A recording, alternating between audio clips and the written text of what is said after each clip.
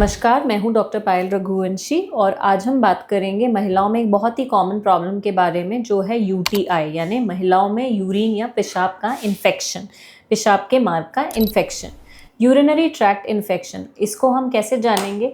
महिलाओं में जो यूरिनरी ट्रैक्ट होती है वो वजाइना से बहुत पास में होती है, जिसके कारण वजाइना यानी योनि मार्ग जो होता है उसके इन्फेक्शन से भी यूरिन के मार्ग में इन्फेक्शन या संक्रमण पहुंच सकता है। इसलिए ये जो प्रॉब्लम है महिलाओं में बहुत ज़्यादा कॉमन देखी जाती है एज कम्पेयर टू मेल्स। पुरुषों से भी ज़्यादा महिलाओं में ये समस्या कॉमन होती है।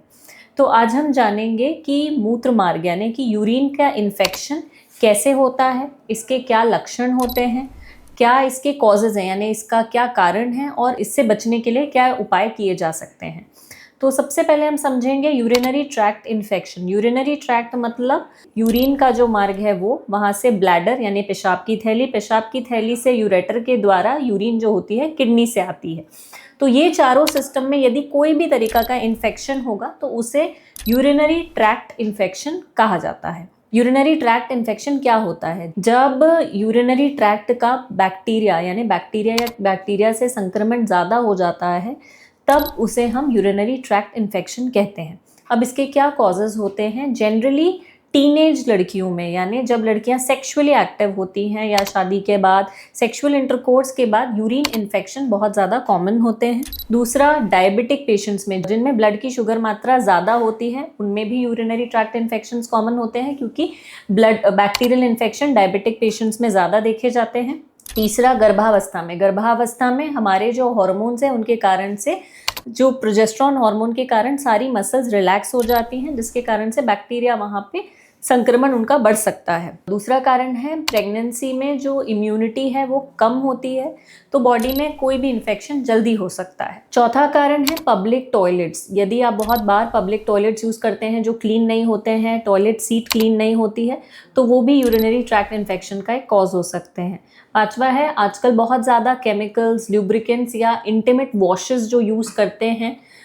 जो टीनेजर्स हैं वो बहुत ज़्यादा केमिकल्स, डिओड्रेंट्स वजाइनल एरिया में यूज़ करते हैं, उनको क्लीन करने के लिए यूज़ करते हैं। उनसे भी, वो भी एक तरीके के केमिकल हैं और वो भी इन्फेक्शन का एक कारण हो सकते हैं। अब हम जानेंगे कि यूटीआई में क्या लक्षण मिलते हैं। यूरिनरी ट्रैक्ट इन्फेक्शन के लक्षण होते हैं बार बार पेशाब आना। आप बार बार पेशाब करने जाते हैं लेकिन बहुत थोड़ी सी ही पेशाब होती है और ऐसा लगता है कि अभी भी इनकम्प्लीट इवैक्यूएशन हुआ है, मतलब फिर से जाना पड़ेगा, पूरी तरीके से पेशाब नहीं हो पाती है। तीसरा, पेशाब रुक रुक के होना। चौथा, पेशाब के मार्ग में जलन होना, बहुत ज़्यादा जलन होना, पेशाब करने के दौरान जलन होना, पेशाब करते समय पेट में दर्द होना, पेशाब में से बहुत ज़्यादा बदबू आना, कभी कभी यूरिन में ब्लड दिखना, ये भी यूरिनरी ट्रैक्ट इन्फेक्शन का एक लक्षण है। इसके साथ यदि आपको बुखार, बहुत ज़्यादा ठंड लगने की परेशानी हो रही है तो ये हो सकता है कि आगे किडनी तक इन्फेक्शन चला गया हो। आपको इन सारे लक्षणों में अपने डॉक्टर से ज़रूर परामर्श लेना है। अब इसके बचाव यानी प्रिवेंशन कैसे किया जा सकता है? यूरिनरी ट्रैक्ट इन्फेक्शन से बचने के लिए सबसे इम्पॉर्टेंट है ज़्यादा से ज़्यादा पानी पिएं। एडिक्वेट अमाउंट ऑफ वाटर यानी 2 से 2.5 लीटर पानी रोज़ पीना है। पेशाब को कभी भी लंबे समय तक नहीं रोकना है। जितना ज़्यादा आप ब्लैडर को होल्ड करेंगे यानी पेशाब नहीं जाएंगे, लंबे समय तक पेशाब रोक के रखेंगे तो वहाँ पे जो बैक्टीरिया है वो अपने आप ग्रो करने लगता है और उसको संक्रमण और यूटीआई कॉज करा सकता है। इसका सबसे अच्छा इलाज यही है कि आप जब आपको यूरिन पास करने जैसा फीलिंग होता है तब तक आपको यूरिन पास करना है। वो एक नेचुरल मैकेनिज्म है, जो भी बैक्टीरिया हैं वो अपने आप ऑटोमेटिकली पेशाब के द्वारा फ्लश आउट हो जाते हैं।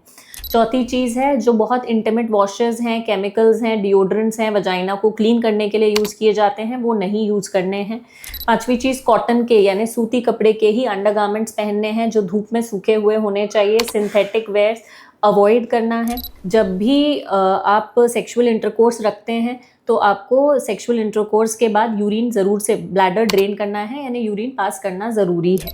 अगर यदि आप बच्चा कंसीव नहीं करना चाह रहे हैं तो बेटर होगा कि आप कॉन्डम का इस्तेमाल करें। इससे दूसरे इन्फेक्शंस भी हस्बैंड से वाइफ में और वाइफ से हस्बैंड में नहीं होंगे और ये यूटीआई को भी प्रिवेंट करेगा। सबसे इम्पॉर्टेंट चीज़ है, कई बार महिलाएं जो हैं जब क्लीन करती हैं इंटीमेट पार्ट्स को तो वो पीछे से आगे की तरफ आती हैं, यानी एनल एरिया से, जहाँ एनल एरिया से ब्लैडर की तरफ आती हैं। तो हमें वैसे क्लीन नहीं करना है। हमेशा ये ध्यान रखें, आप क्लीन कर रहे हैं तो वजाइनल एरिया से पीछे की तरफ जाना है, यानी आगे से पीछे की तरफ क्लीन करना है, पीछे से आगे की तरफ क्लीन नहीं करना है, क्योंकि जहाँ से एनल इन्फेक्शन वजाइना में और वजाइना से यूरिन में यूरिन का इन्फेक्शन कॉज कर सकते हैं।